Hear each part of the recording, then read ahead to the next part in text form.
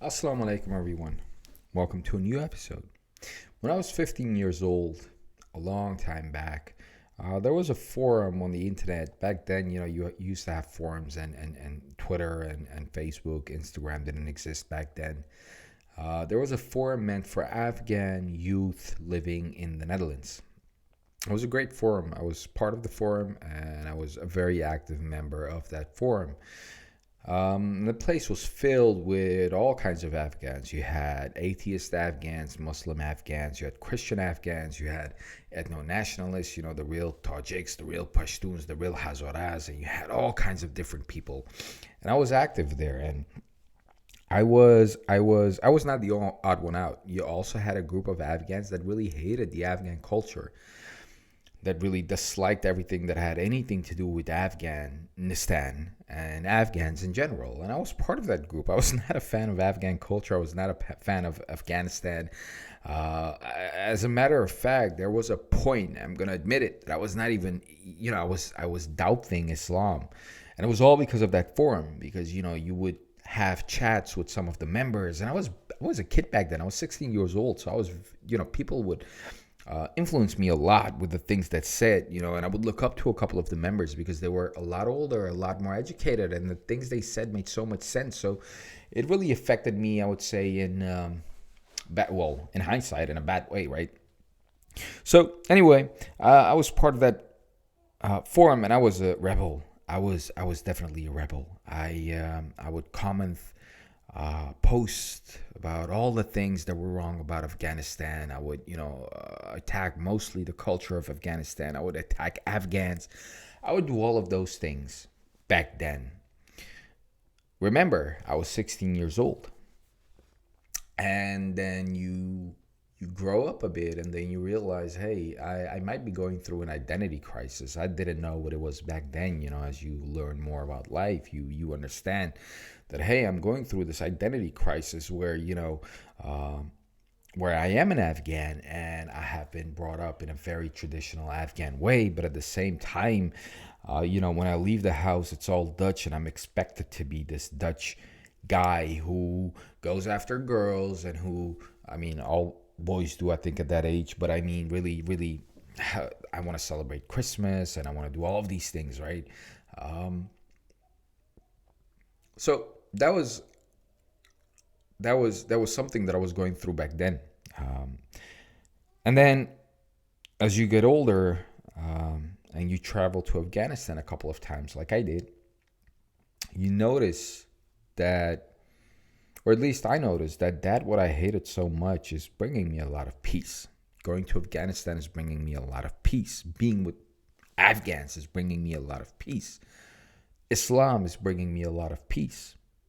The Afghan culture is bringing me a lot of peace, a lot more than the Dutch culture that I was so used to back then.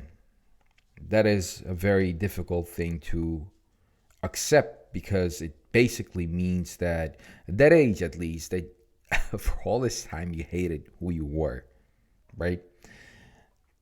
The Afghaniyat, that Afghan in me, Islam as a religion, that was always in me. It was always in me, but somehow I wanted to push that away. Somehow I didn't want to deal with it for whatever reason.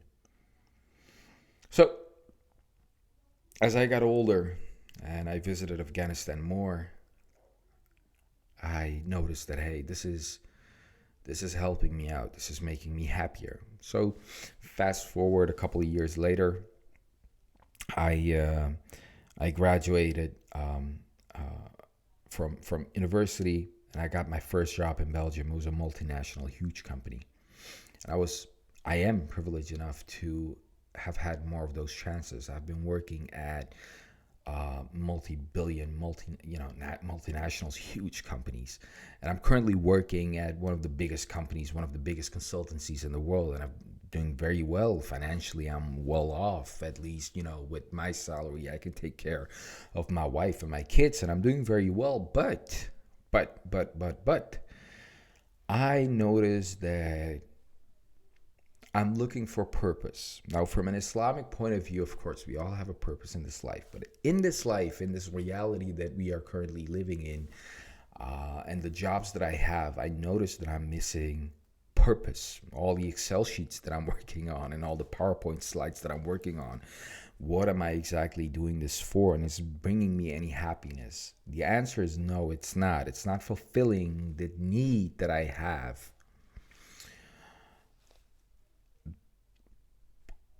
And it's a very difficult thing to accept because you're doing well, right? People are applauding you. Amazing, man. Oh, look at this. This guy's educated and has a great job, has a great salary. He's doing well.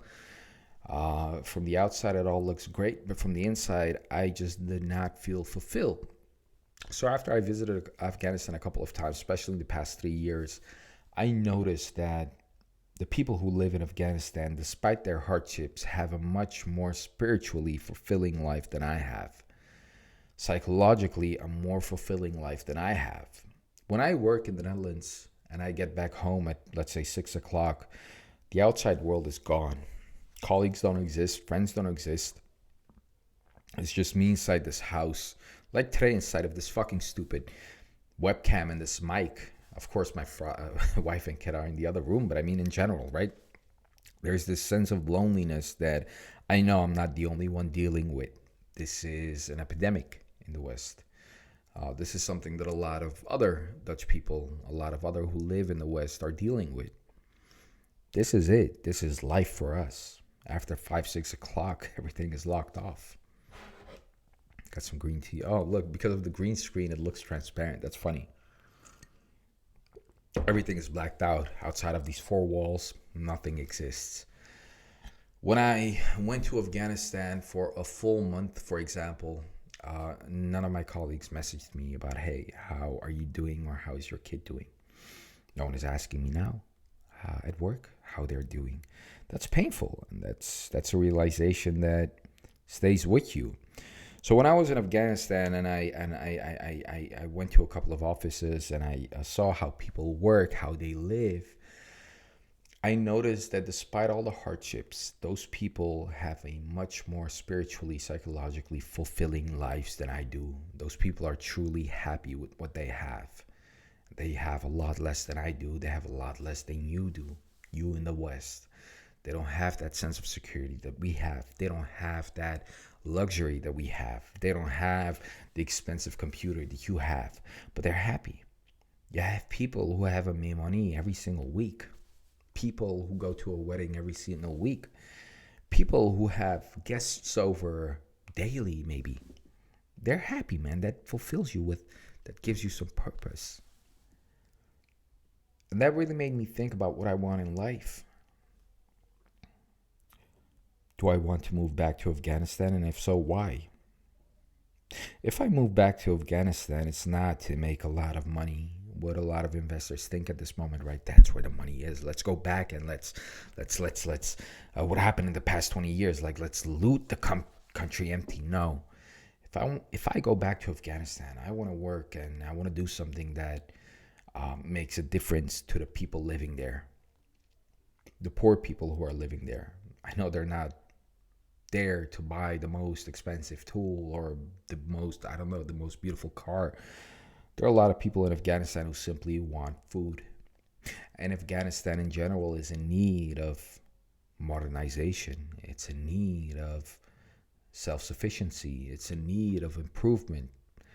And if I, who grew up here, who got educated here, who worked at big companies, can't go to Afghanistan, can't go to the country that brings me peace, can't go to the culture that brings me peace, can't go to the religion that brings me peace, be close with the people that bring me peace, then what is my purpose in life, man? You know, it's funny, when I was in Afghanistan, I think I actually vlogged that one. I was in the car and somebody rolled down the window and he called me a lauda. Because I did something stupid. So in his right, he called me a lauda, and I looked at him and I laughed. And then I realized, if this happened in the Netherlands, and if somebody rolled down the windows and gave me the middle finger, for example, man, I would go crazy, absolutely. But over there, this is my man. This is my he know. Well, you know what? Wait. He's not my exact man. He knows pains that I never felt. Right? He grew up in Afghanistan. But our fathers, our mothers, our forefathers share the same history. Somehow I accepted his lauda, which I would never do here, man. So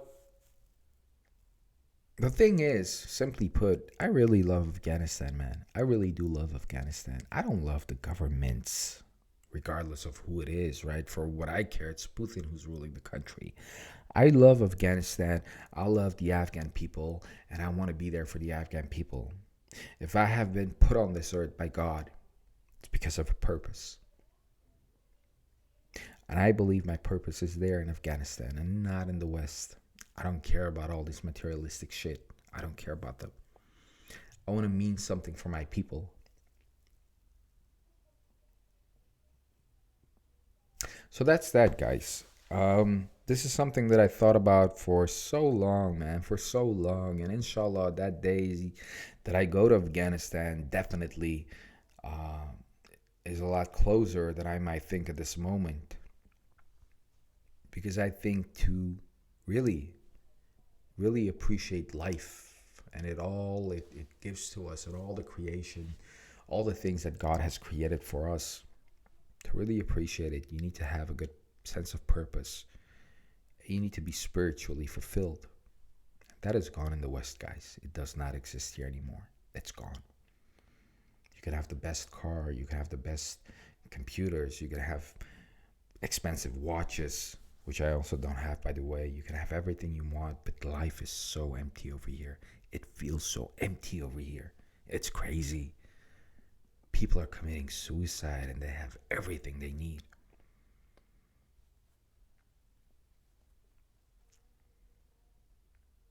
Just hoping that the day that I finally say goodbye to this country and can put on LinkedIn that, hey, I'm leaving. Oh my God, I'm waiting for that day. Is a lot closer than I think. Thank you guys. Next one.